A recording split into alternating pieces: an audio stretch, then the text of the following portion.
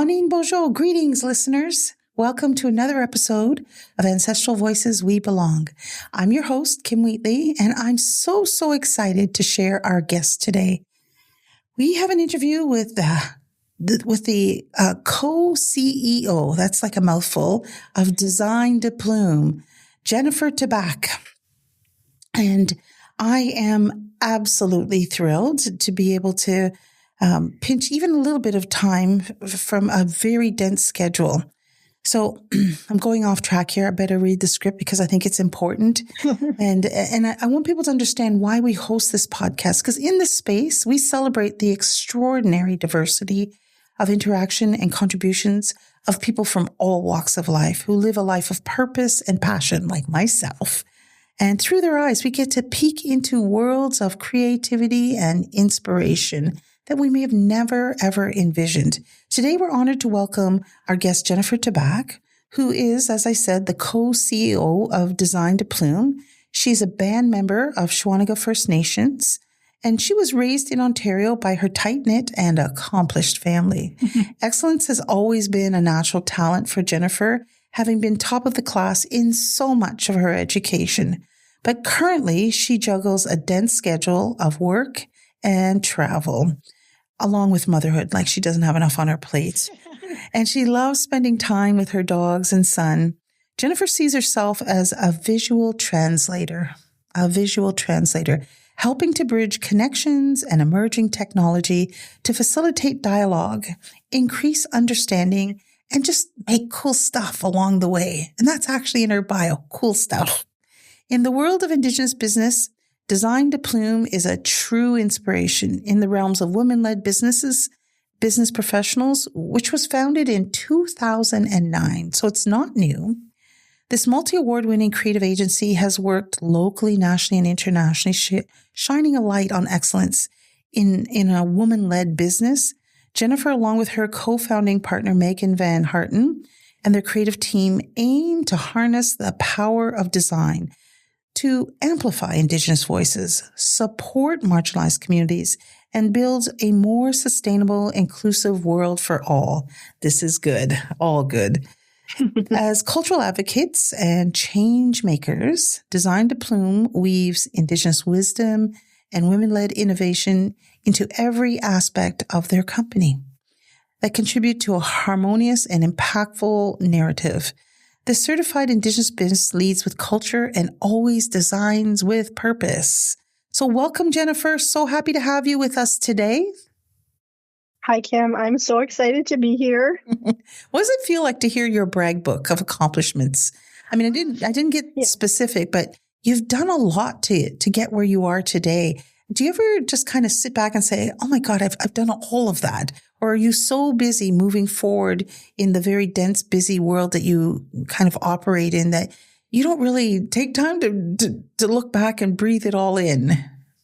The way you articulated made me a little bit, a little blush and flustered there, Kim. It's not, I am never one to rest on any laurels. And I was like, oh yeah, I did love school and I did do well in it. Yes, and, you did. I always am told and really do try to practice, that you come from a good place, right? There's confidence in how we proceed forward. Yeah. So it is something that I've been trying to do in the last little while, and especially for our team. Because when you have leadership that doesn't pause to reflect on good work, you're just on to the next thing, which is my habit. And people around me do great work too. So I have to remember to stop and recognize, Yeah, you've created things that have been done. You've created a fantastic team, and you've grown so exponentially. You had to buy a whole building to accommodate your crew. I mean, who has that kind of reference, to say, oh, this is what we had to do, and you were able to do it. I think that when we pause every once in a while, and hopefully we do it before we get too old and look back, that we always feel a sense of pride and accomplishment, but it's always still in line with our original vision. What did you want to do? And so this brings me to our first question. Your prequel to Design de Plume, where did this vision begin for you? Yeah, and it's, it's a great kind of origin story in that I went and attended post-secondary. As you did, you kind of do okay in high school. I was never a great student originally. And, and I always thought I'd be a teacher or in history, and I didn't get into teachers college, and I picked history, and I just was not happy with it. I was away from home and it was new. And I came home and went to Laurentian University in business, ironically enough, and did crappy at that too. I can't and believe I think, this. and it's failures are really they really are what shape you. And so I went to work and I was just unsatisfied there, but I think I worked in the tech space, and I was just, time after time, I kind of had this thought of, there was leadership there. And I was like, why did they make the decisions? I can hear staff say, oh, why did they do this? Why did they do that? And I was like, I kind of feel like I could be in that spot. And I think that's some naivety, and optimism. Maybe. And I was doing little odd jobs on the side. So we were working for an internet provider, and people would want a web page. And I asked, my boss at the time, do they care if I would, work on the side helping customers make their web page? Because it wasn't a service we offered. And they were like, that's fine. So I was puttering around making websites, and I thought, this is pretty cool. People would come to me with a problem. I could solve it with a bit of technology. And I really kind of fell into that career. Like, I liked having control over my scheduling or, who I was working with. Who doesn't? So I ended up, yeah, exactly, right? Control. The entrepreneur, like, why work 9 to 5 when you can work, 90 hours? And then, so I took a little bit of time off to travel. Like you said, travel is really important to me. And I went backpacking in Europe by myself, and people were like, oh my goodness, you're going to go by yourself, and I was like, yeah, like, and I think it's just, it's really eye-opening when you have to spend some time alone with your thoughts in new places and navigate things. And I think what it did was really give me appreciation for what we have here, in our hometown, our family, this space, how we operate just as a society. Yes. It gives you a really good perspective. So when I came back, I was like, I think I just wanted to pursue the programmer stuff, building web pages, seeing what's that about. And I went to Cambrian, which was very fortuitous because Cambrian at the time, there was a teacher there, Ron Beltrami, and I came back as a mature student. Coming back as someone who's a lot older than your peers is a weird feeling. Oh, I know. But I was really dedicated. I finally knew what I wanted to do. Like, it wasn't just, oh, I hope I get a job after this. And the professors there really supported it. They recognized that I was a mature student when I asked questions, even when I excelled, when I did something really, really well, they'd be like, okay, so I'm going to challenge you, like, you've already, gotten everything out of this course, but there's still more, right? So having that support of people saying, haha, like, you might think you're smart, but X, Y, Z, and pushing you was really, really great. Yeah. And then, of course, I graduated 2009. So long ago. It was a recession. So I was supposed to have not a scholarship, but an internship position that just didn't manifest because people were cutting all their jobs. So I was like, well, I would really like a full-time job eventually with benefits, get some support there. I had some schooling to pay for. And so I just started, I said, why can't I start a studio? Like, can't be that hard, right? Running. It can't be. No, it's, everyone and their dog does it. So went down to City Hall and just got a business license and, had my friends from college.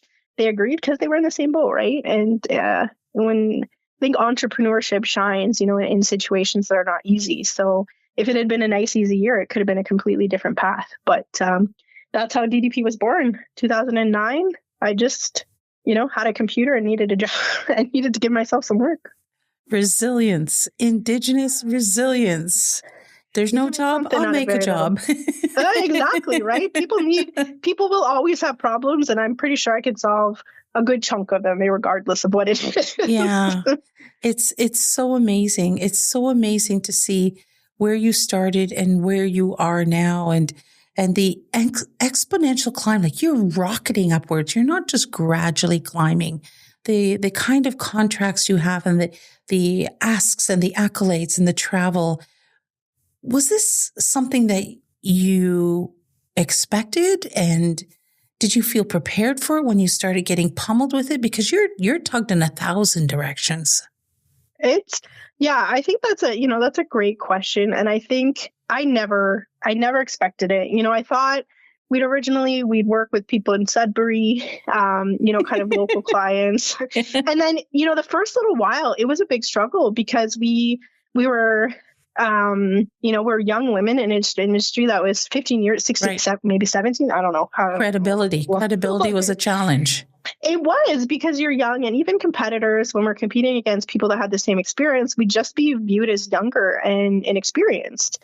So we struggled a lot getting local work, but it was really interesting because, we really heavily took advantage of, opportunities that were brought to us. Mm-hmm. Kim, you sat down with us, and gave us a huge list of names, and I went through, right? Because I think people see luck, as something magical, but it's opportunity meeting hard work. You got to sit down and do the hard work. And, the connections from friends and family. Did I feel prepared for them? Never. I never feel prepared for the opportunities, but I'm confident. That's so honest. I'm confident that I'm a smart person who's gotten this far, and I have an amazing team who's smarter than me at this point. And I think it's, you start and you get an opportunity, and I'm always very cautious, and I want to say I'm always very afraid that I will get it wrong. And I think it's sort of a sense of, I recognize this as I've gotten older, as approaching it with humility. Yes. I don't assume that I'm going to know everything, and that's a great trait, so you can come at it with confidence and say, hey, I want to listen. I want to learn about your specific problem, especially in the Indigenous space. Mm-hmm.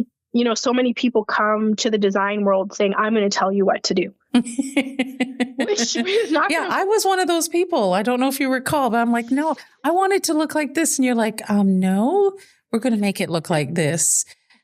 Jen and I have a history, listeners. She did a couple of books for me when I worked at the Toronto Zoo, and I was adamant about some of the things I wanted to see. She did eventually agree and support me and overworked for that project, but I learned something so profound. And the legacy of that book today, it's not dated at all. And it's still like, it's such a beautiful read. And I'm so, so proud of the work that you did and the way that you listened. I think that's one of your core strengths. Your team listens very well, and they hear beyond what you're able to express, and then still come up with some sort of a visual or a vision to match and indeed like jump beyond what you imagined. I think a lot of people want to control things. Yes. And in your world, you have to control things. Otherwise you could be, I don't know, drained right out and over giving and not really being compensated for that. And the kindness in your heart and the belief in holding people, raising people up, I think is also an incredible strength of Design de Plume.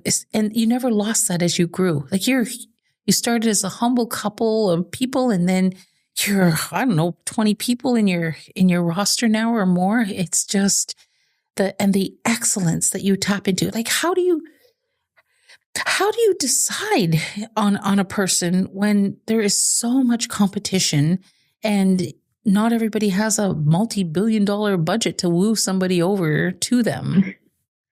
Yeah, talent, especially in our space, we've approached it really differently over the years. And like very broadly, design has a very high turnover rate. If you work at a studio or agency level, it's often high stress. And we've been told by a lot of people, they're not merely meant to stay more than 2 years.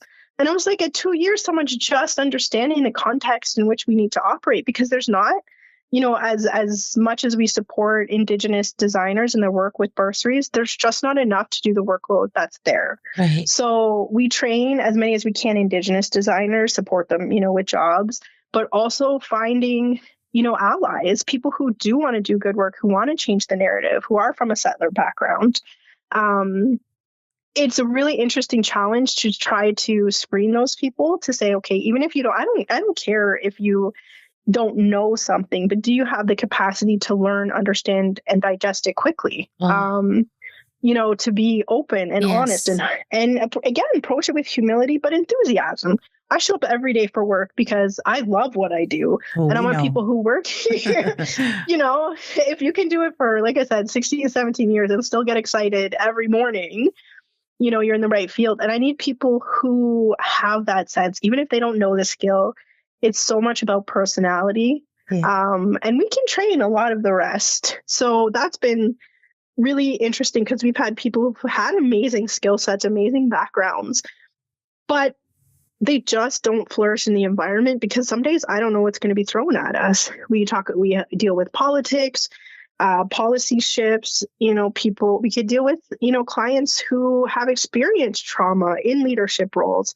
And how do we navigate that for a successful project, which other design agencies don't have to deal with in the Gen Pop kind of, the general population space. We have a lot more sensitivities. So you also have the inclusion of an educational aspect, which we don't see in a lot of agencies. You've taken time and effort and, actually created a sort of model or at least an introduction, a path into how you can acclimate specifically with a kind of a cultural foundation. This brings me to another question. I want to know what you think is most important in the world of female-led Indigenous business, because we see in Canada that this area is one of the fastest growing and most successful segments in business today. So what do you think is so important about that?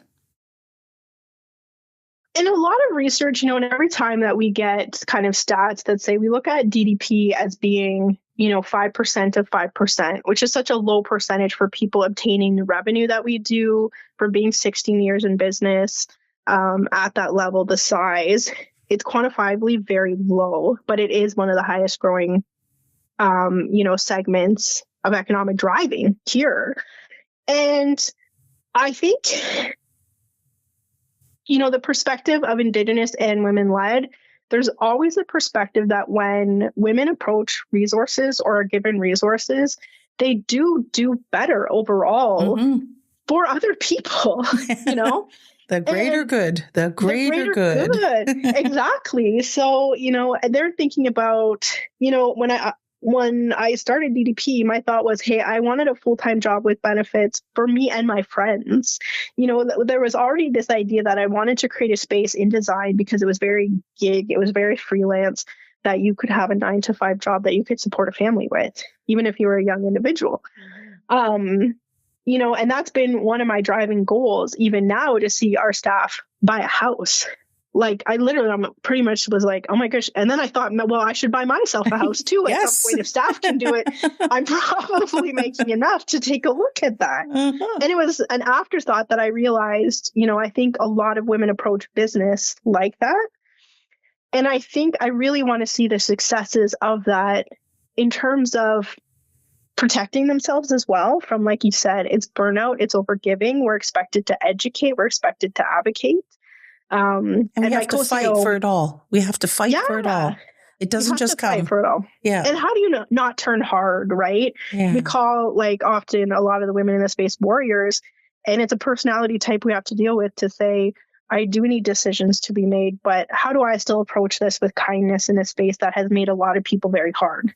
Yeah. And that's okay because we've needed it in the history of colonization. And patriarchy as a whole is it's a harder approach in some ways, not to bash a segment of the population, but when we look at the kind of increasing wave of patriarchy and how it's not really meeting the needs of the greater good. No. It's really not. And we know that change needs to happen.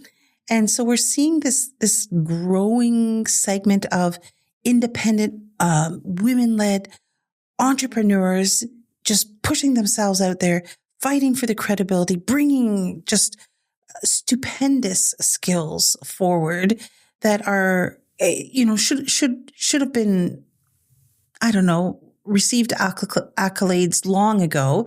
And it looks like a lot of people have this perception that it's just an overnight success and it won't last.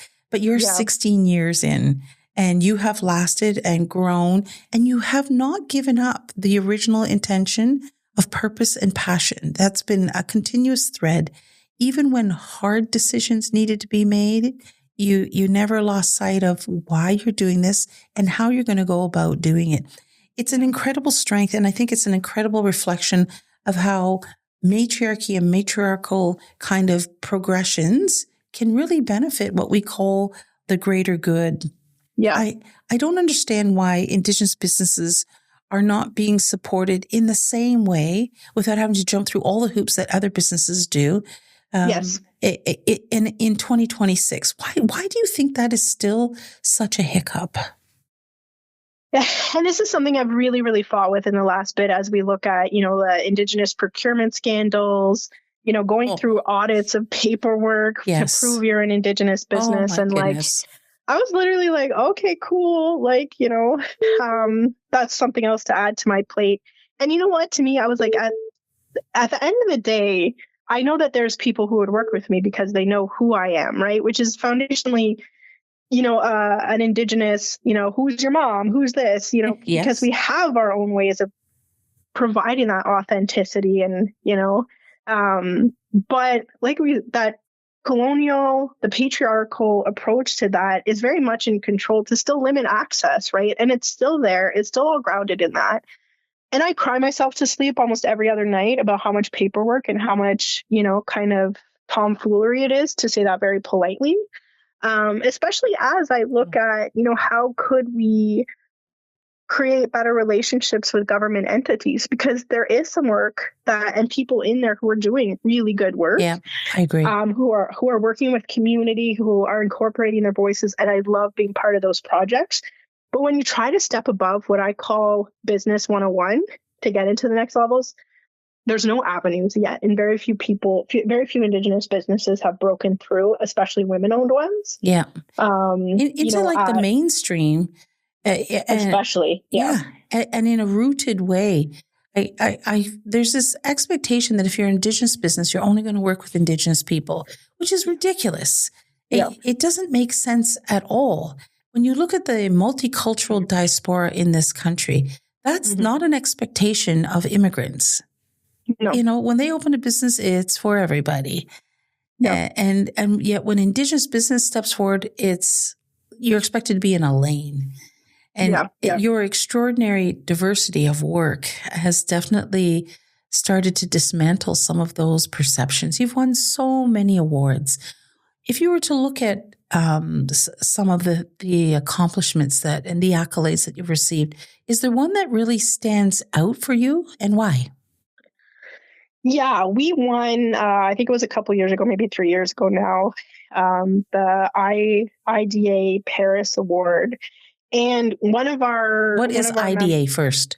I think it's like interior design and architecture, like interiors design and architecture. It's an international competition that looks at kind of design from like a bunch of things, like architecture, buildings, people who make couches, and a category in there is graphic design. And we don't often submit for awards because, again, the label of specific Indigenous work, we don't often get recognized because our stuff looks a lot different than, mainstream. It does. And I didn't really worry about it that much. Like, at the end of the day, I don't particularly care. I didn't care about it. And then someone on our team had, said, we should submit to this. We've been invited. And I was like, okay, go ahead, do that. I don't, I was very already pessimistic about it.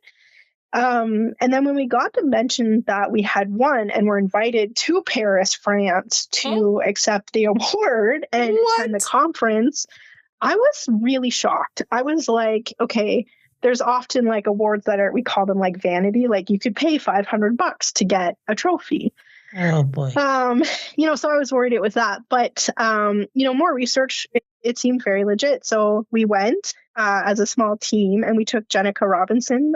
She's our creative lead from On Deck Omniconning First Nation.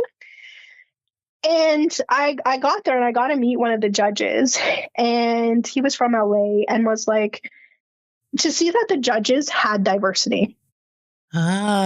First and foremost, that they had made an intentional effort, and that he was familiar with Indigenous design because he had an agency, he knew people in my circle. And they were looking for that representation because it was a lot of white. It was a lot of Swiss. It was a European competition. Of course. So there was that, but they had a specific focus looking for, cultural elements. So even though our work was completely different than others, we weren't feeding into that same narrative of good design looks like, the Nike logo. It could look like DDP's work. And chatting with the judges, I was very, I was really emotional that it was getting recognized on an international level, and DDP was part of that, that people were looking for that work, looking for that differences. And, to be able to do that and bring some of our team along, because it's their work, they're articulating that message. I was like, damn, okay, I think in the 15 years, things have actually changed, in an inch or two forward. It was quite special to me. I'm so very proud of you, and that is quite an accomplishment. And obviously, it sounds like it was a shock. Definitely. Do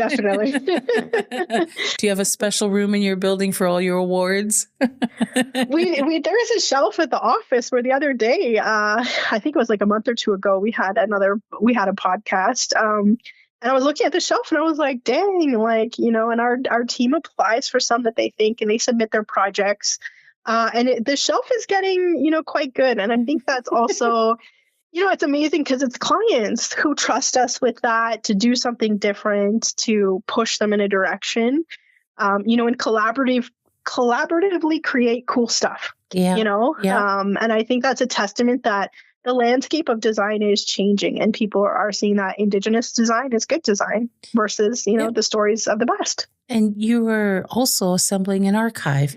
Have you thought about perhaps writing a book about your journey?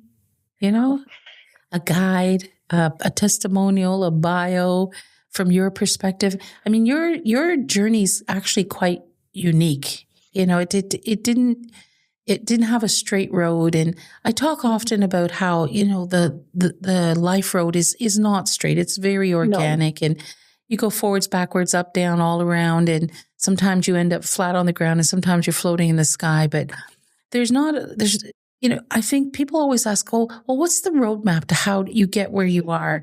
And I don't think there is a roadmap per se. If you're living and breathing, you figure out a way. You figured out a way that actually, it stayed true. You didn't lose sight of yourself. And we've seen many, many businesses grow into monstrosities, and they lost their way, and they're no longer thinking about the greater good, and they lost their morals and values for an almighty dollar.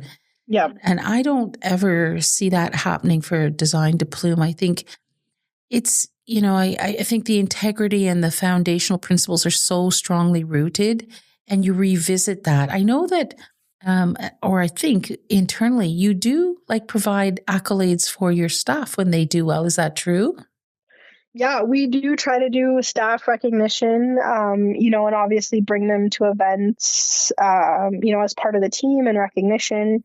So it's been great because we did the Maple Leafs logo for the Indigenous celebration game. Yeah. So I worked with one of our designers, Ashley Wadge. She's non-Indigenous, but she lives here in Northern Ontario.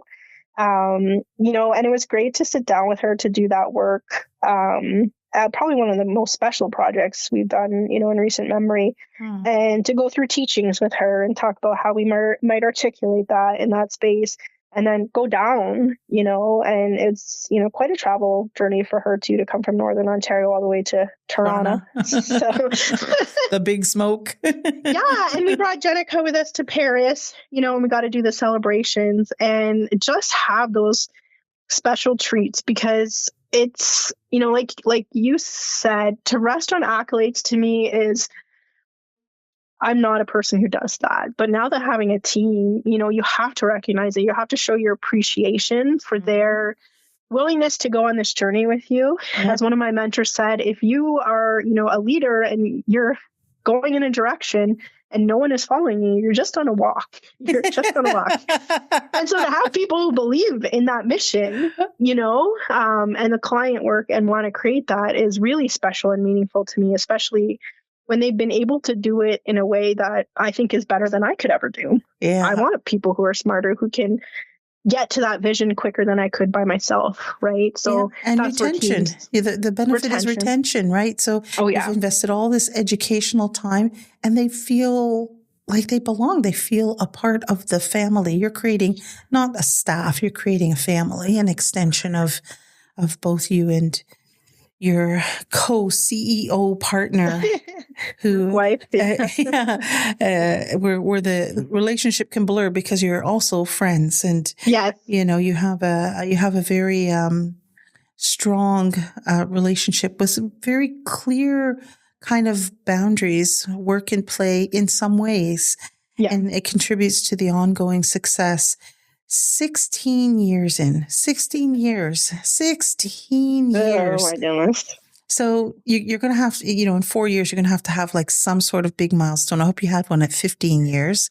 Yes, we did. And we had a little sweet 16 celebration last year. So I think May will be the 17th. So it's coming up fast. They go by. They just really blink by so fast. Right. And you're currently housed in the Sudbury area. Do you envision staying there permanently? Yeah, I think so. When we started, like when I was in college, I thought I would be moving to Toronto or, a bigger city just because that's where design thrives. Mm-hmm. But, recession after COVID, I think COVID changed really everything. Solidified that we had all our staff working in person in Sudbury. And during COVID, we just bought the building right before COVID. So, fortunately, we're in an industry that's, we're very adaptable. We work remotely very quickly. But that really opened up a lot of doors to support people staying in their hometowns, which I think if you, are Indigenous is very important, that you don't have to leave for a city center if you don't want to. You can bring in an economic benefit for your community through diverse job, that might not be affected by the same things. And I want to support that any way we can, especially, in Northern Ontario. And now we have staff. We've had staff from coast to coast. Wow. And right now, I think, we're as far as Calgary. Mm-hmm. So I think that's interesting. And it's important to our work, too, to understand, just the difference. Canada is a gigantic place. It is gigantic massive. In the world. Yeah. And trying to bring in all those being tied to the land is important. So, and it also gave me a sense of, my family lives here in Sudbury. We all just live down the street from each other. Mm. And it's been great to raise my family here and have that community in terms of, let's say, Toronto pricing. And, it's still not easy here, but, I just think that, like you said, it's the opportunities that present itself. You can go wherever you want, but, how do you make the most of what you have? And how do you even recognize an opportunity? Sometimes you don't realize that it's an opportunity. And that's kind of like the history of you starting into this extraordinary realm. What's the best piece of advice you've ever received? Oh, my goodness. I'm sure you get a lot, but pick something that really kind of jumps out at you.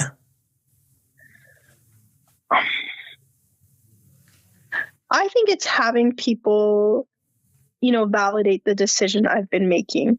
So oftentimes I come to very quick decisions, which I've done all my entire life. I always have a gut feeling. Yeah. And over the years, having mentors who be like, I'll have maybe a hard decision, whether, it's severing a relationship or having hard conversations. And two of the people literally looked at me. They're like, what you have to do. And I was like, yeah, I do, and they're like, do it. And I think it's the idea of just trusting that decision maker as an entrepreneur with 16 years of experience, that quite often the data will validate those hunches, and you can do a little bit of groundwork, but I think, you don't my reactions might be too big. I might sound a little bit too sad or angry or frustrated, but it's usually rooted in a very solid decision that has to be made. So trusting that gut instinct, to arrive to quicker decisions, that's the best.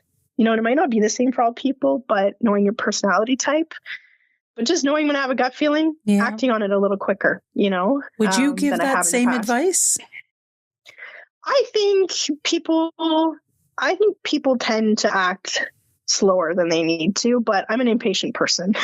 So I don't know. It should be taken with a grain of salt, but I would never know that you are impatient. I would never know that about you. I hide it well. Oh, now we know. All the listeners know too. Yeah, it's, I think, especially like you said, Megan, who's my co-CEO, she knows how impatient I am. She is my steady hand where I'll talk about something and be like, could this be done tomorrow? And then she just laughs at me, it'll get done, but, things work at a certain speed for a reason. But all decisions should be made quickly. Like, it doesn't have to matter. I think a lot of people see that in business books, and I didn't understand it until, you can hem and haw a decision, for years. And honestly, if you made it 2 years ago, it really wouldn't have mattered. Like you said, opportunities, pick a path. If you don't like it, you don't have to stay on that path. You can, turn a corner. You have choices. Yeah, you don't have to be hung up. You don't have to be hung up on things. Well, that is actually a very warrior-like statement. Like, just do it. Just do it, yeah. Just get out there. Exactly. Nike doesn't have dibs on that. They think they do, but, life says that's the way that we live. I believe that listeners are going to be deeply inspired by your passion and purpose and by this dialogue. I think there are many who may resonate and see themselves at that crux of just making a decision. And maybe it might seem like it's quick, but time is the most precious gift we have. We can't get 1 second of it back. So when we're humming and hawing, that gray zone, that limbo serves no one, especially you. And you're the hub of the wheel in your life. So move forward, I think it's amazing how the road to business can be challenging, but based on our chat today, I think incredibly rewarding. You're just so successful and so happy still. So I want to say congratulations to you on all that you've accomplished. And I personally wish you every continued success. And I know that that's coming for you. You're not done yet. And you're not, you're not close to retirement or resting on your laurels.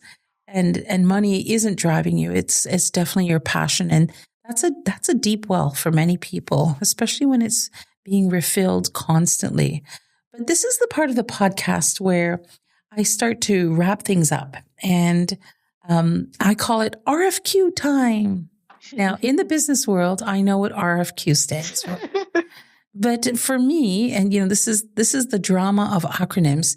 It doesn't mean that at all for me. It means rapid fire questions. Okay. And this is how I break it down, Jennifer. The idea is I ask a series of random questions. So the listeners have an opportunity to see maybe another side of you and just really humanize the guest, because oftentimes, when you're successful, you're put on a pedestal and people, they look up to you, but they can't see themselves in you. And I wanted to make sure that we leave the conversations feeling rich and actually being able to vision ourselves perhaps in those roles one day, if that's our personal interest. So the hope is that you'll spontaneously reply. Don't overthink it. I know you are a thinker, but you make decisions quickly. So I'm sure you're going to give quick responses. Right. And it's actually supposed to be fun. So you ready? Fun. I'm ready. We're always ready for fun. Okay. If you could change one thing about yourself, what would it be? Oh my goodness. I'm not supposed to overthink this. You're overthinking this. I feel like I wish I was a little bit taller. Oh, so you're going to go to the physical realms. I know. Yeah. I'm happy with myself mentally, but I wish I could, Wear high heels. That's my suggestion. Yeah. Just see the world from an inch higher. That's all. Yeah. Stare at those guys. Stare at those guys a little bit. I'm close. Just keep reaching skyward. You'll get taller. Yeah. Stretches. Yeah, stretches. If cars were banned worldwide permanently, what mode of transportation would you choose? I would walk. I love walking. Yeah? Just wandering. I would probably get nowhere, but yeah. I call it puttering around. I just like to putter around.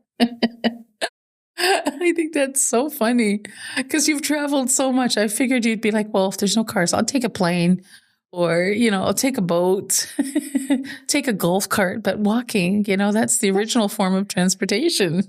Yeah, I don't know. You get to see everything. It's either, I think I know you too, Kim, we drive a lot. A lot. And I am in planes a lot, but I always get excited when you're just in a city and you can just wander around, with no agenda and just take things in.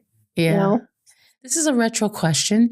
Maybe the child in me was speaking, but I'm going to talk about Jell-O.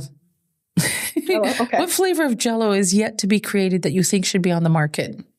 Is there a peach flavor? I don't think there's a peach flavor. Peach? I think there is.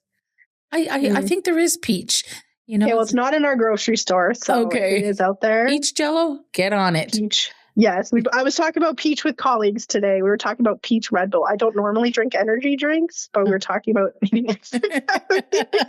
And I went to the dark side and had a peach one, just exactly because it was peach. But peach Jell-O, I've never had. So, okay, I got to find it now. Yeah, I guess it would be kind of orangey yellow. I love Jell-O too. Gosh. Good question. All questions are good questions. Yeah. So having traveled a lot, if you were to move anywhere on Earth, where would you go? Okay, I know that this is probably going to get me into trouble, but I love Paris. And the last time we were there, we rented a little apartment and literally no one woke up and was on the streets till 10 o'clock. They got up, they had their black coffee and a cigarette. And I don't smoke and I don't drink black coffee, but that really appeals me. And having cheese, I don't know. Cheese. I would move to Paris in a heartbeat. I live in Sudbury. I'm never going to do it. But like I said, I don't smoke. Well, maybe you were a mouse in your past life, Ratatouille or something. Yeah. I mean, I love it. I love Paris. I love hanging out there. I don't know. There's something about it. I dig the nonchalant vibe, and I feel like I could be a designer there with my very typical designer in a beret and a cigarette. This is another version of Jen. We'll interview you when you get there. Yeah, it's in a alternate universe, in our parallel universe. There you go. Man, we're going all over. Told you. This is where I get in trouble in the fun part. It's great, because your brain just pops around like popcorn. It's here, there, and everywhere, and you don't get lost. You got something for everyone. What's one thing you hope people will remember about you? I hope that, we brought Indigenous design and the challenge to the Western frameworks, about the work that I've done. You talked about the books and documentation, and I want people to feel like even if I don't see it, I hope there's no more trailblazers. We live in a world that's so interconnected. You shouldn't have to be fighting that fight by yourself. So I hope someone sees it. I hope they remember me to say, okay, yeah, that's cool. I want to do that. Oh, I love that. I mean, again, it's simple, but it is so meaningful. It's such a truth. I want to say congratulations on doing your best with the RFQ because we're done. I only usually give, half dozen questions. And it's, it's a way to relax and leave better than when we came. But I'm not done with you. Oh, no, because that was the hardest part so far. Well, you'll think about it post the interview and refine your answers. But I do believe that listeners will want to know how and where to find you. So can you please share your website and the socials you're on? Yes. So I think if you type in Design de Plume, like the feather, we'll pull up in Google. And de Plume, DEPLUMCA.ca. I spelled that wrong. DEPLUME.ca is our website. We're on Facebook, same thing. You can search our name, Instagram. I'm on LinkedIn, Jennifer Taback. We do push to all our socials. We try to show, job postings, portfolio, things that we're doing on there. And we do have a newsletter if you sign up, and we do have an Indigenous communication toolkit that's available as well. There's a free version and a professional version. So if you're interested, again, we talked about education. We're trying to document some material, so you'll find that on our website as well if you're interested kind of in the work that we're doing and how to do a little bit better every day. Yeah. Well, each one can teach one. This is amazing. Yeah. You've worked with a wide variety of businesses, organizations, institutions. Do you have a dream one that you would like to work with that you haven't secured yet? We were just chatting about this. We had a new staff member, and one of the questions we did to introduce ourselves was a dream project. And always for a graphic designer, it's working with, a sports, like national sports team, which we got to do, which I honestly got to work with the Maple Leafs. And I don't know how I'm going to top that. I haven't. Maybe you'll redesign the Canadian flag. That would be nice. Yeah. Like decolonize that. Right. So that was like, I've accomplished my goal for the design. And I haven't come up with a new one yet, which again, I was recognizing that that's a pretty big, milestone as a designer. I usually have these kind of like bucket projects. But the Maple Leaf one has been really, really special. Well, maybe you just need to go to Paris, drink some coffee, smoke some cigarettes, and just make room for new ideas to flood in. Come back with the magic. Our new goal. We have worked with some great clients, and I'm just like, I'm overwhelmed. When you sit down to think about the people who have trusted you to forge a new path, it's, and who knows? I bet you the best clients next are, like I said, other entrepreneurs, other people who are creating things that don't quite exist yet. And I'm excited about that. Maybe you'll have a reality TV show. I thought about that, Kim. I've thought about it. It would be so good. How funny it would be. They'd have to censor me a lot. I do swear a lot. So I think Thank you for not doing that on this podcast. I'm trying hard so I don't have to edit it. But I do think about that in the silly situations, and people would love to see the client, and I've thought about that a lot.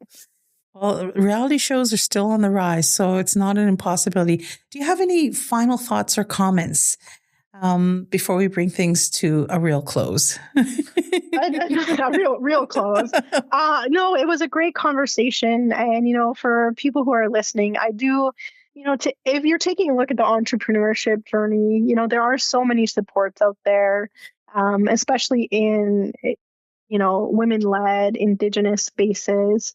And that work, I think, even with trouble, in the States or attacks on DEI, I don't think it's fundamentally going to matter because it's just stuff that's needed right now. The solutions to the problems right now are held within Indigenous women. Yeah, I So I think it's, if you don't see it, find and connect with people or reach out to me. We're always happy to chat and support that too. So, and those networks get stronger every day. Like 16 years ago, if you told me this is where I'd be, I definitely would not believe you. Right. And it's kind of wild to how much you can accomplish in a short span of time. Yeah.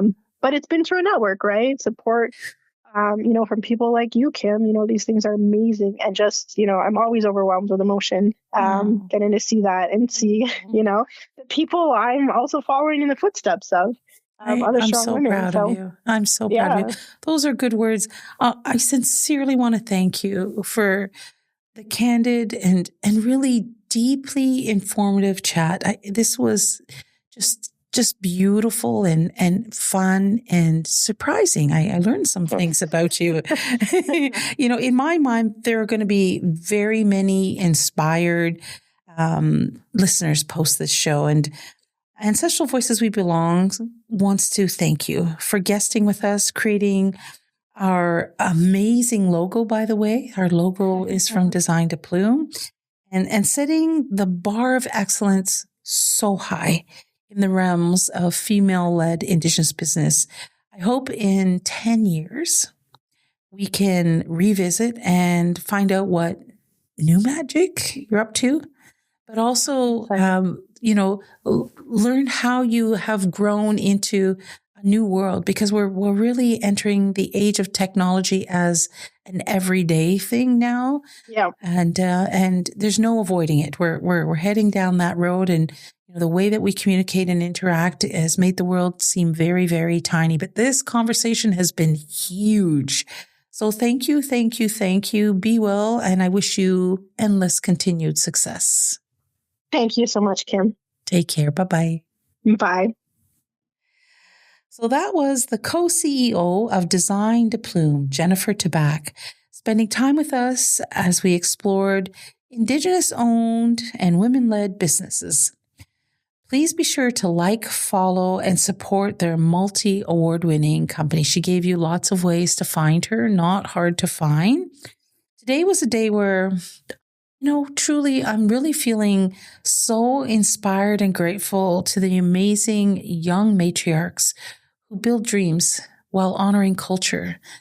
Knowing where you come from really defines a lot about your life walk, especially when you embrace it in a healthy and harmonious way.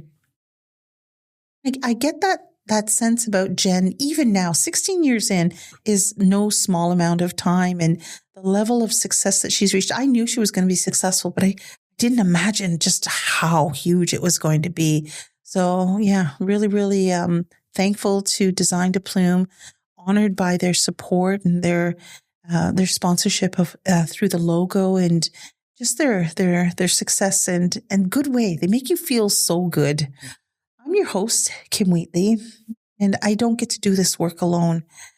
And I want to thank every single listener who takes the time to join us, because as I always say, time is the most precious gift you can give another. This is a labor of love for me, always has been, always will be, but it doesn't happen without supporters. And so I want to take time to thank the town of Aurora, who continues to see this as a viable vision. Also, the Wholesome Conscious, who feeds us and reminds us that body, mind, health, wellness needs to be in balance. Design de Plume, they're going to be our forever evers. And we're powered by Neighbor Media. If you are a listener and you have enjoyed this podcast, maybe share it on one of your socials. Encourage your friends, families, and other people to listen not only to the podcast, but to really explore the realm of indigeneity and melanated life walks. This is what we do, and this is what we explore. We are on Spotify, iTunes, and YouTube. You can find us there. You can find amazing previous episodes, and we release about one a month. As you're visiting there, please remember to like, share, and comment. You can even give us a rating, and we want to hear who you want to hear from. What would you like to talk about, or how did you feel about that interview? It really helps to inform and shape what the next interviews will be like, and I'm always looking forward to exploring the amazing realm of contribution that each one of us chooses based on our personal life, passions, and purpose, our calling. Be well, everybody. Till next time.